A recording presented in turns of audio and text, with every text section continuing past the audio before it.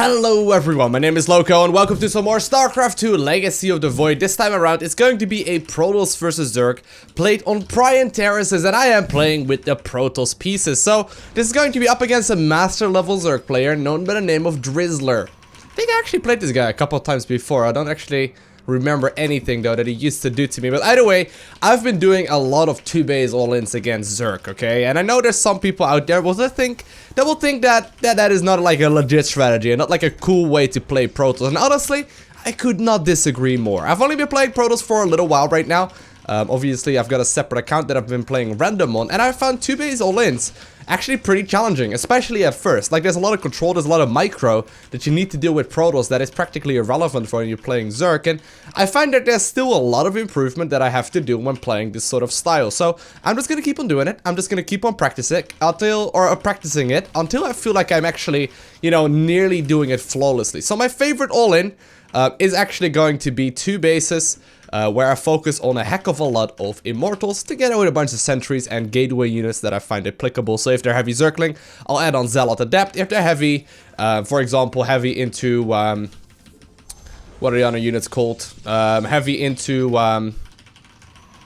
you know, Roaches, for example, and Ravages, I can add on something like Stalkers as well. Now, in either situation, it's not like a guaranteed win or whatever, and I wouldn't really consider it cheese. It's more like 2-base type aggression that you do need to do a little bit of damage with, because otherwise you're behind, but you don't actually even need to kill them. Now, in this particular case, I'm gonna go straight up to Immortals.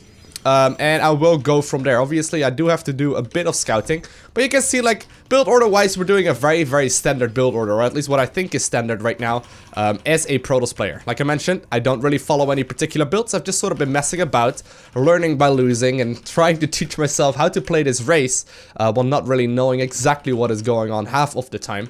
But that's alright. That is alright.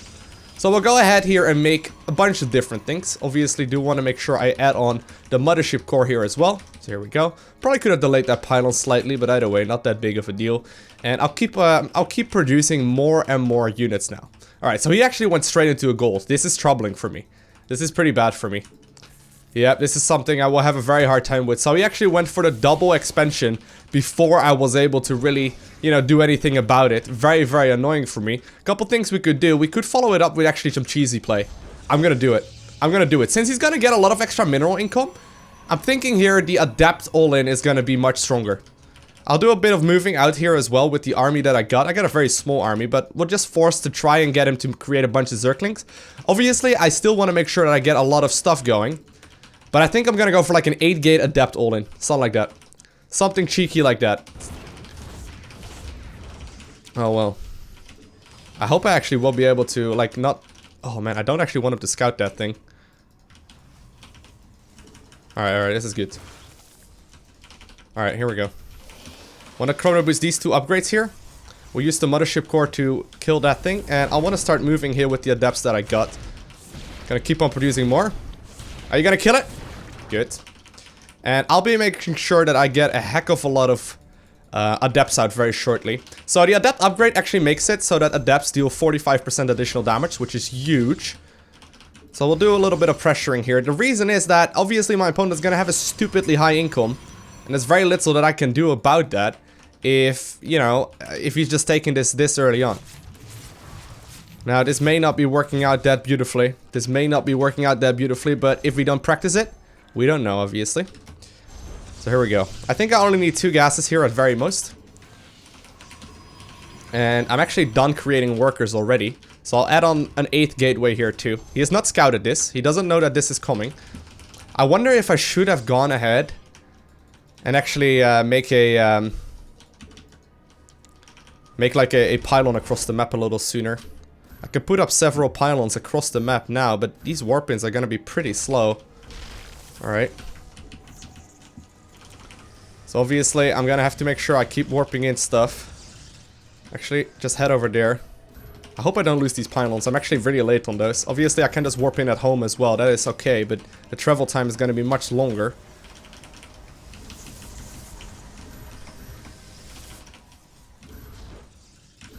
Alright. I don't know if he is assuming that this is already gonna be at his doorstep, though. This is already on. And while the warpins are gonna be, you know, slower, it's only really the initial bit of aggression that's gonna be slower, right? So I think this is actually pretty okay. This is pretty okay. Now, I am gonna be in a little bit of trouble if I don't actually manage to finish off the majority of my opponent's army here. But I guess we'll just have to learn it. We'll just have to learn it here. I don't have anything really to counter any kind of potential roach play other than just warping in stalkers. It looks like I'm a little bit lucky though, because he doesn't have very much of anything. And these units will go down very rapidly. Extremely quickly. This is cheesy. This is cheesy. I need to make sure I kill him, but he went for the double hatchery before the spawning pool. Tried to do scouting, and since I'm a Zerg player, I just deny scouting pretty aggressively as well. Alright. Keep warping in more units. Keep going. Alright.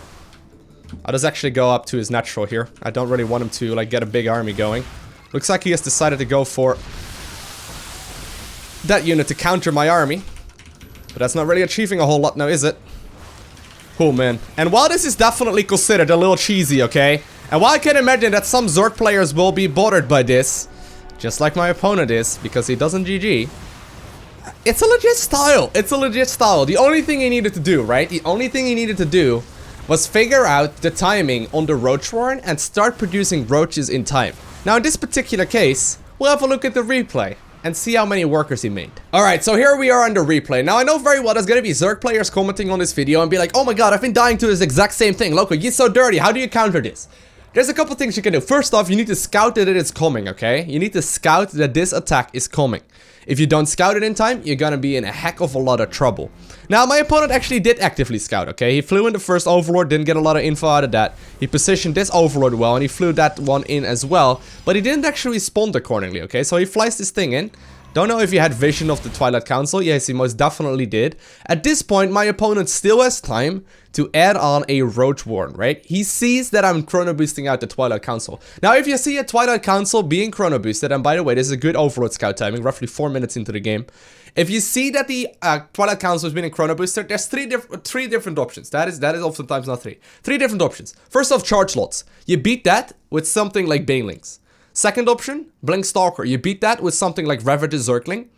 And the third option would be Adept Play. You beat that with also Ravager Zergling or Roach Ravager, something like that. So the three buildings here that are key are going to be the Spawning Pool, the Baling Nest, and the Roach Warren. If you don't have either of those three, you're going to be in trouble. Now, he knows as well that I got the natural going, but if you look at income right now, he's actually already starting to pull ahead, and he's still making more and more workers. He could probably get ahead with making, or he could probably get away with making, let's say, an additional 5 or 6 workers, while producing an additional Roach Warren as well as a Baling Nest. Now, him throwing up the Macro Hatchery basically is an indication of him completely misreading the scenario, right?